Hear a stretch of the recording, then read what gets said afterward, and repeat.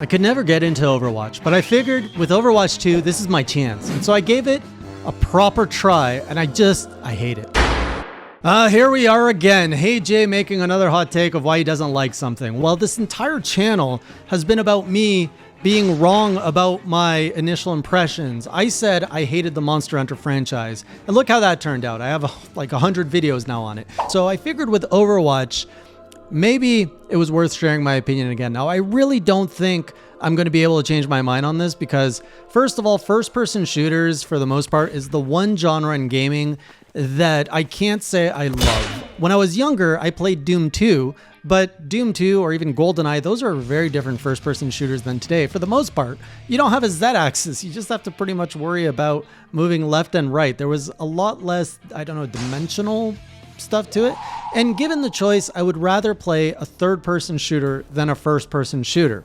That said, I still played other games like Portal, which, sure, it's not a traditional first-person shooter. It's in the first-person shooter perspective. So Overwatch is kind of the one that I want to get into because specifically it's done by Blizzard. And I love, or at least I loved, Blizzard. I find Blizzard products are just very well marketed. They're crafted in a way that they have a lot of mainstream appeal and you just want to be a part of that universe. As a kid, I used to play StarCraft, Brood War, Warcraft. I even dabbled in WoW for a while. Hearthstone, I attempted to play competitively in it. I never made it very far. I think I made it to 10th or 11th rank before it like unlocks into the legendary, but I actually put money and time into it to get better because I just like the lore, I like the mechanics, I like the UI, I love what Blizzard puts out. In fact, I even tried Heroes of the Storm when that came out, despite not liking MOBAs, and I probably put more time in Heroes of the Storm than any other MOBA out there, which isn't saying much. So with Overwatch, it's the same thing. It's Blizzard's take on the first-person shooter genre, and I was like, if there's one first-person shooter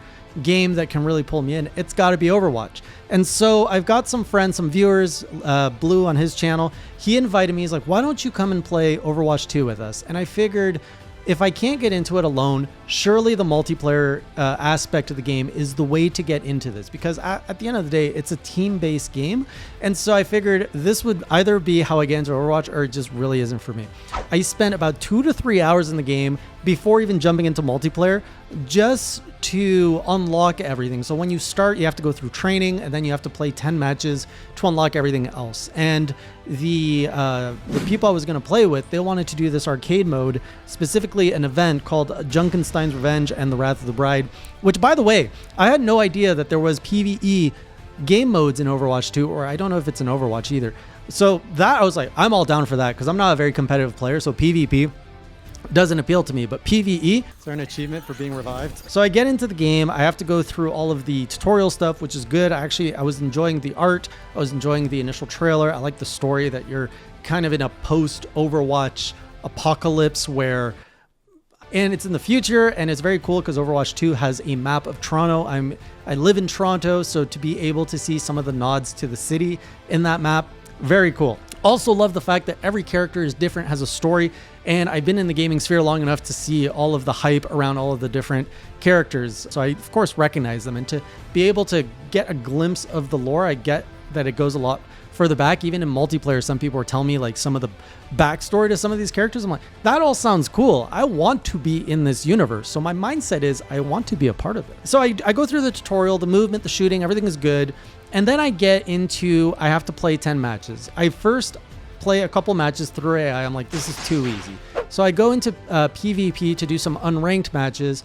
And that's where the typical grind of competitive play starts weighing on me, where I'm like, oh, I just don't like this. First of all, a match lasts 20 minutes, and maybe it's because I'm not enjoying the gameplay that it feels long. This felt like a massive grind because I was just like, why are these matches so long? I want to be in and out. Like 10 minutes for me is the sweet spot. So the fact that these matches were lasting longer was just terrible.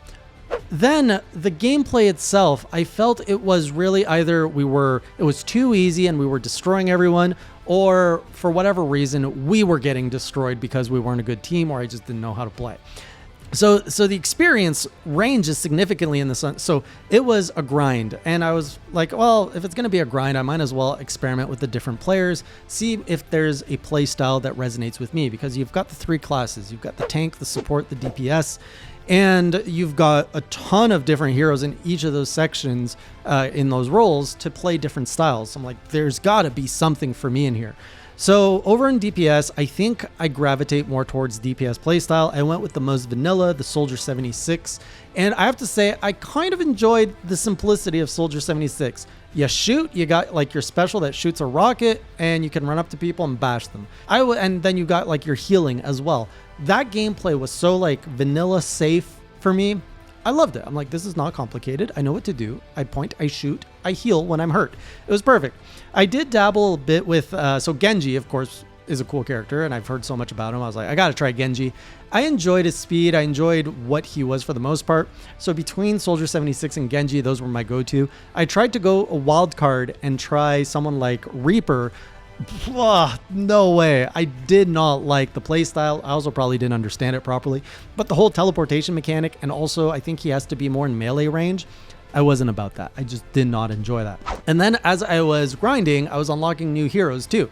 So one of the tanks, Diva, I unlocked. I kind of know, you know, she's like, I think her character is like gamer girl who rides a mech. That sounds pretty cool. If there's a tank character, maybe I'll do that. There was another tank character with a big axe I tried. Did not like that. I tried it in training, just moving around. I did not like the melee aspect of this game. But anyways, the fact that she has guns, okay, she's more of a ranged tank. I'm about this.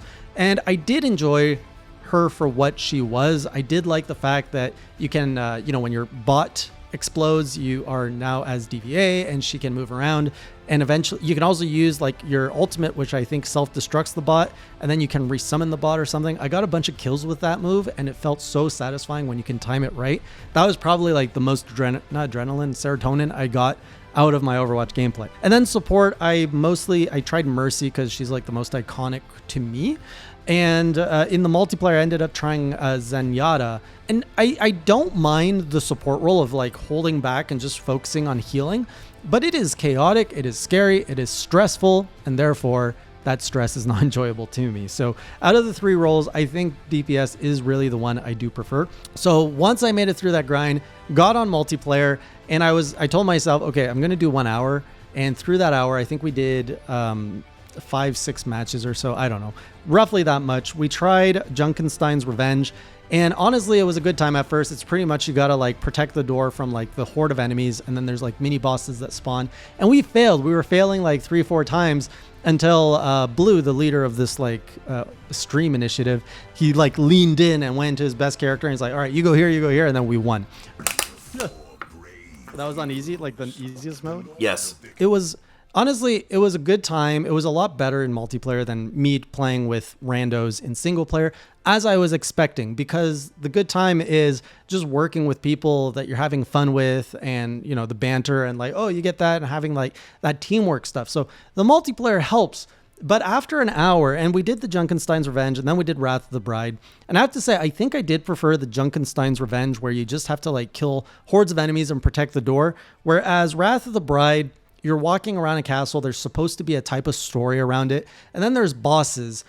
And it just did not feel like, I really did not like the bosses, because you're basically constantly shooting at them.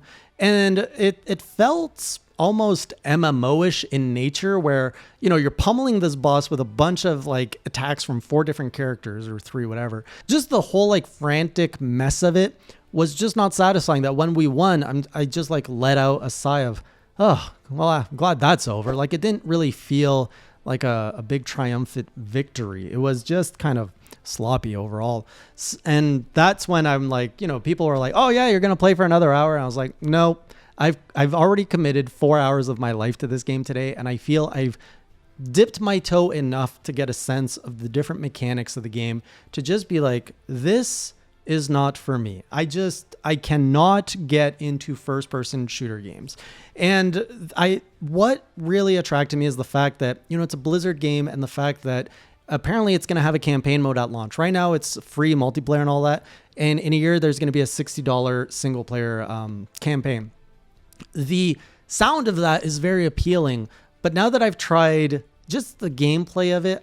And I like Blizzard is really good at making story, which is why I'm so drawn to this, because I know I could get hooked into a good classic Blizzard storyline, but I just don't think it's worth, like, even if it was $20 for a campaign, I probably still couldn't justify putting myself through that gameplay to play this type of game. Like, I think this is finally the line. Now, in comparison, there are other games I am still very curious to try in the first-person shooter genre, such as Half-Life. Half-Life is a classic, and there's just something about like that type of first-person shooter. The reason I don't play Half-Life or have not played it, it's not so much because of the first-person perspective. It's more so because of the theme, the horror aspect of it. I did get Doom 2016, and I have to say, like, I enjoyed the speed and the like. It's the brutal. It's not brutal. Well, it is brutal. I don't know. It's more about fun. Like Doom 3 was about horror. I didn't touch that. But Doom 2016, it's just about fun, killing like demons and stuff.